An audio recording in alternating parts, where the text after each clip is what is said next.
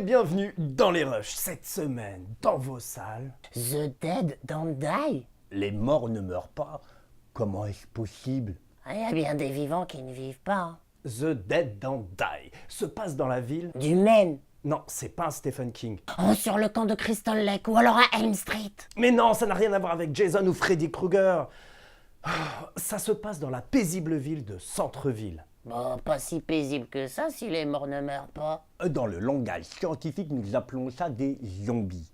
On n'a jamais compris comment faisaient les zombies pour sortir d'une tombe. Ils grattent leur cercueil et puis ensuite ils creusent la terre. En effet, c'est physiquement impossible. Ouais, trop la flemme. Si j'étais un zombie, je fermerais les yeux et je me laisserais guider vers la lumière. Tu crois vraiment qu'à ta mort tu verras une lumière?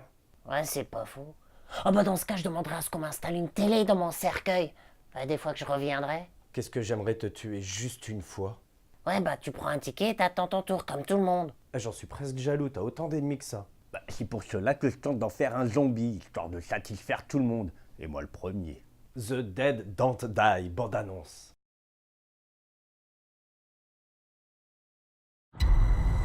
Dans cette ville paisible, dans ces rues tranquilles, une chose terrifiante, une chose horrifique va arriver.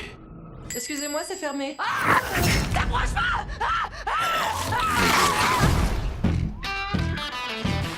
Qu'est-ce qui a fait ça? Une bête sauvage? C'est épouvantable. Probablement la pire chose que j'ai vue. C'était quoi, plusieurs bêtes sauvages? Alors, tu penses à quoi? Je pense à des zombies.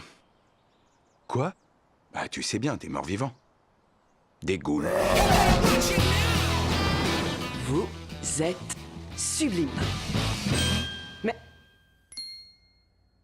Vous êtes de mèche tous les deux? Des zombies mangeurs de chair humaine. Arrête, c'est pas drôle du tout, c'est vraiment trop flippant. Oh merde, ça va mal se terminer. Ils gravitent autour des activités qu'ils pratiquaient quand ils étaient en vie. Grave pire. Chardonnay. Elle vient de dire chardonnay? Oui, elle l'a dit.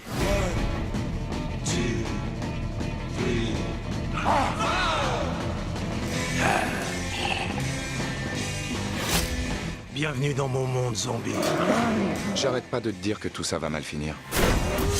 Ça, c'est pas de chance. J'ai une certaine confiance en mes capacités à me défendre contre les morts vivants. C'est ce que je vois.